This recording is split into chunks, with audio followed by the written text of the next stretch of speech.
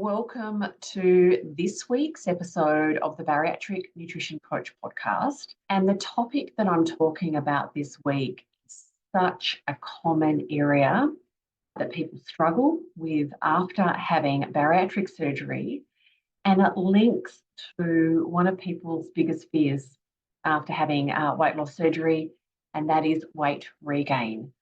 So today I'm going to dive into grazing and snacking after having surgery, the whys. Why do I feel like it is such a common habit that people struggle with, and why it's so important to work on improving and changing this habit, and give you 3 tips to start working on your grazing and snacking if it's something that you struggle with. So for people that don't know me very well, my name is Jane Stoltze. I'm a registered dietitian.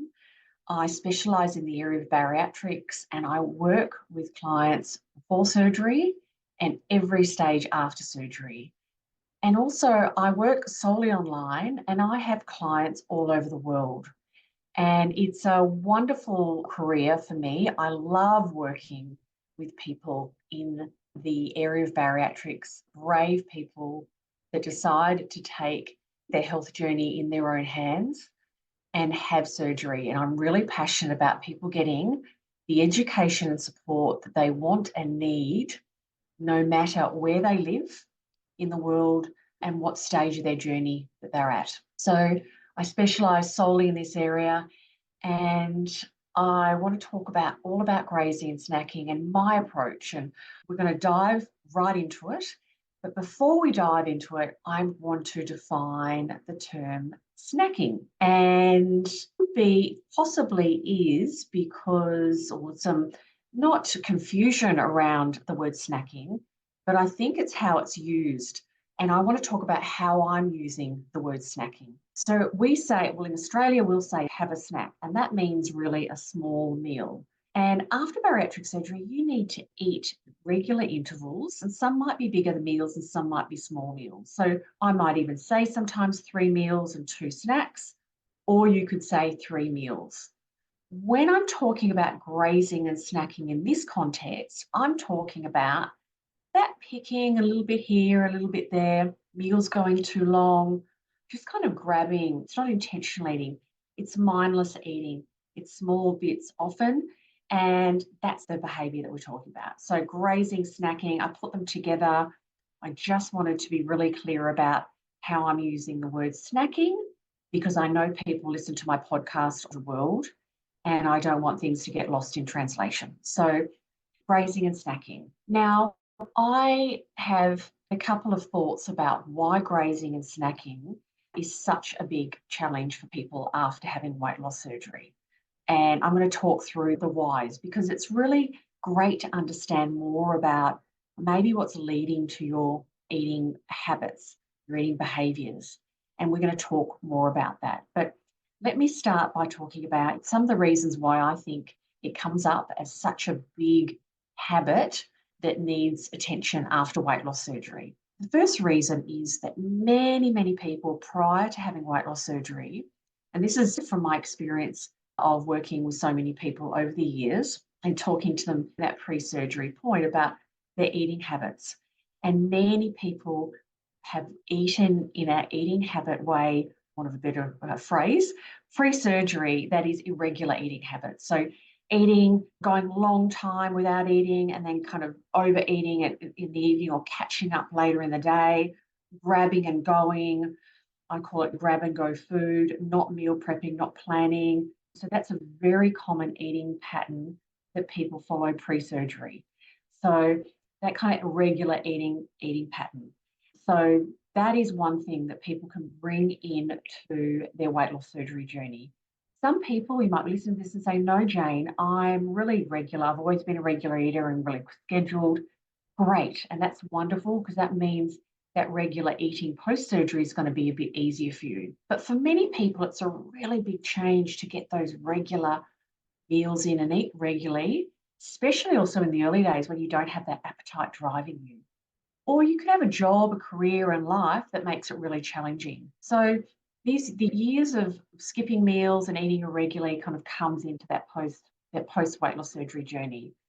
And that will lead to grazing and snacking, because when you don't have a regular eating schedule, you're going to get to a point you say you need something small, you need something a little bit to tide you over, and then you get to the next meal and you're not quite as hungry, you don't eat as much, and then it doesn't sustain you for as long and you need something small, and that grazing snacking pattern continues. So that's one reason.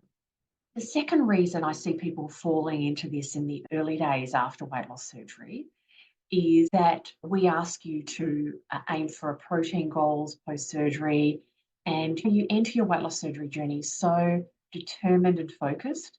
And that's a wonderful approach. And we ask you to get your protein. And I've heard it so many times over the years of wanting to eat a certain amount of food because it's got a certain amount of protein, and sitting on that meal, so to speak, eating it slowly, having breaks and eating over a long period of time. And what it does is, and I kind of mentioned it before, but then it kind of leads into that next meal time. You don't have that same appetite. So you only eat a little bit, and then you doesn't sustain you for as long, and you need to eat a bit more again. And that eating pattern doesn't get established, and you fall into that snacking kind of picking behavior. So that's another thing. Even from week 3, when I'm working with clients at that stage, we are getting a regular eating schedule in place. And I'm talking about regular meals, but also limiting your meals, eating time for up to 30 minutes. We need to have distinct meals, then it allows you a gap between the meals where you can sip. If you don't, if you fall into a grazing pattern in that early days, it will stop you from, it makes it harder to reach your fluid goals because you don't have those distinct gaps in between your eating, okay? And another reason snacking and grazing can be there is that emotional eating component. And we all use food and all have some emotional eating. We all eat for emotional reasons, but some people more than others. And if that component of your triggers to eat is not worked on and not dealt with, then when emotions come up and you can eat a bit more post-surgery, that's where the snacking and grazing can come back as well. So there's a range of things. You might want to reflect on when I'm talking about these things and see what, if your snacking and grazing is a challenge for you, what do you think leads to it? What do you think kind of triggers you into that pattern then? Because it's a really important thing to manage, okay? And that is where I start when I'm working with somebody, especially if they come to me with this behaviour. We are really getting an eating scheduling. I'm going to go through some tips. So it's a key struggle, but also it's a key area to manage because it is really associated with weight regain as a behaviour. And if we even step earlier than that in the bariatric journey, if snacking and grazing comes in during your weight loss phase, it can slow down and stop weight loss because grazing and snacking, it leads to extra energy coming into your diet. Regular meals help you regulate your appetite. When we graze and snack, we actually can get more food in over the day, and so more energy comes in. And often when people are grazing and snacking, they aren't choosing high protein foods generally. Generally, it's more of the high carbohydrate, high fat foods. So it's really important to be aware of this behaviour, and it's really great to manage it and get support if you need managing it, okay? So what I'm going to do now is I'm going to talk through 3 steps that you can do if you are noticing you're grazing and snacking after your weight loss surgery and you want to start changing, you want to start working on that habit. And I talk a lot about this way of approaching behaviour change. Often, and this comes from the dieting, kind of years of dieting, when you are doing a behaviour that you don't want to be doing, we will often think, I've got to stop doing that. I've got to stop doing that. But actually, a more positive way and more powerful way of approaching this challenge is actually think, what am I going to start doing? And when I start doing other behaviours, that leads to the behaviour that I don't want diminishing and being managed. And it's a lot more of a powerful and positive way of approaching this behaviour change. So I'm going to go through 3 steps that you can do, 1, 2, 3, to manage and work on your grazing and snacking if that's there for you in your weight loss surgery journey. But you may be listening to this pre-surgery and you can do it. you can do these steps because it's building awareness and it's building the tools. I call them the tools in your toolkit. And that's very much my approach when I'm working with clients. It's not piece of paper, follow this, just kind of cookie cutter follow. It's about learning strategies that they will have for the rest of their life and knowing how to manage certain behaviors and know how to bring themselves back on track if they drift off. Because when we are looking at this behavior change, it's not like, okay, I manage my snacking and grazing, it's never going to come back. You're human, you're not perfect, and old habits die hard. So we are going to see the journey as building your skill set and the tools in your toolbox. So let's talk about steps now. So step one is, and I've started talking about this a little bit, but is really observe what your behavior is. And it can be uncomfortable. Who wants to be looking at what they don't want to do? Who wants to be focusing on the things that they're doing that they don't want to be doing? It's uncomfortable. Also, when we start looking at the things that we're doing that we don't want to be doing, they seem bigger in your face and it can be a lot. I'm very passionate about journaling or just writing things down. Observation is wonderful. And I always talk about observation with compassion. It is going, okay, this is what I'm doing. And let me ask myself, why am I doing that? When did I start doing this? And sometimes people's patterns and triggers and eating habits started in childhood. Sometimes there were certain things that happened during life and change of job or something that led to that eating pattern or eating habit starting. So looking at your patterns and your triggers with compassion and just really observing what's going on and looking and asking yourself, why do I do that? What am I looking for? I love the term, what am I hungry for if it's not food? Because really often people can stop, check in, actually, I'm not physically hungry. What else are you hungry for? And it's a lovely question to ask yourself. And I call them that when you're looking at your patterns and those times of the day where you're more likely to have that grazing and snacking, which is often afternoon onwards, afternoon, after work, after dinner, call that a hotspot. So you get really clear about where are your hotspots, where are you most vulnerable, when is this habit coming up the most?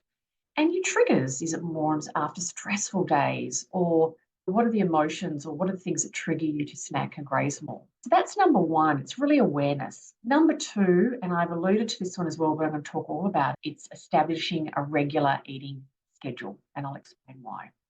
And if you've listened to my other podcasts and things and Instagram, you're going to go, yes, Jane, I've heard all about this, but it's really important. Some people are really scheduled. That's their personality. They love a spreadsheet. I'm one of them. I love spreadsheet. I love ticking boxes. I like schedule. I like routine. I'm not one to miss meals, but I am not the majority. Everyone is different. And many people, go with the flow. And life is so busy, and I get it. And before surgery, you can eat enough to sustain you for hours. You can eat a meal large enough to give you the fuel to keep going for hours. Post-surgery, you can't. You need to eat regularly.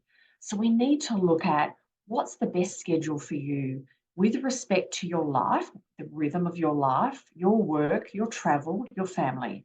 When are the best times for those meals? How do you remind yourself to eat? How do you get prepared? How do you have great things on hand? And there's so many strategies and ways I help people do this and put this and embed this in their life. Not to be like, oh, I'm on the clock and I've got to eat now. It's roughly now. It's not exactly the time. Can you be a bit more relaxed on weekends and holidays? Yes. But there are more benefits to eating regularly, even when you're on holiday, than not eating regularly. When we eat regularly, it helps regulate your appetite. It helps reach your protein goal. It helps get to the end of the day and have less hunger and cravings. The research shows, and I'm going to be talking about this in the next step a bit more, when we put a good amount of our protein that early part of the day, we're less likely to have hunger and cravings and snacking later in the day. Okay, so that's really key. When they have done studies, and this is from Australian data, but I think it relates globally, when they've looked at what the average person in Australia, how their spread of protein goes, this is not bariatric, it's just generally, Very little for breakfast, some for lunch, more at dinner. And what we want to do is actually spread it out. And we want to get a good amount at breakfast and a good amount at morning tea or mid-morning, good amount at lunch, and really spread it out, because you're feeding your cells regularly through the day, and it ensures that you get home, walk through the door, and you're not starving. And if you're in that early medium days after surgery, you might say, well, Jane, I'm not starving. I'm never starving. I'm not hungry. I know that. And that is also a top level awareness of sensations. If you haven't had enough to eat during the day, what can be happening at a cellular level is hunger, and can drive people to eat. And they're like, I'm looking for food, but I'm not that hungry, but I eat a bit and then that's enough, but then I go back and I get more. So appetite and hunger and fullness cues change a lot over your bariatric journey. And it's about fueling yourself adequately and comfortably and being aware of that cellular hunger. And I do a lot of work with my clients around that. So eating regularly is really important. Eating regularly also ensures that when you start eating, you're not over hungry and you can eat slowly. And eating slowly is so wonderful because you get to find that spot. You get to identify, if it's not easy in the beginning, it's a practice to identifying that spot of, I've eaten enough, I'm satisfied. Not full, satisfied. So eating regularly, I bang on about it a lot for a whole lot of reasons. And sometimes, yes, it comes more naturally to people. Their personality and their lifestyle supports it. Other people, there's more work we need to do, but that's okay. And it's not the same for everyone. It can look slightly different for everyone. So step 1 is observe with compassion and look at your patterns, triggers, and find your hotspots. Step 2 is that finding that regular eating schedule. And step 3 is what I talked about, and I'm going to go into this more, is ensuring we have a good amount of protein in that early part of the day. It really sets up your day well, not only from a fueling perspective. 1, we're going to get to the end of the day and feel more comfortable. It takes pressure off eating later in the day, which often people try and make up their eating later in the day. And it often surprises people, but often dinner can be the hardest meal for many people after weight loss surgery for quite a while, because you get to the end of the day and you're exhausted. Just eating feels like a huge chore. And so getting a good amount of protein that early part of the day really sets you up to have less pressure to eat later in the day.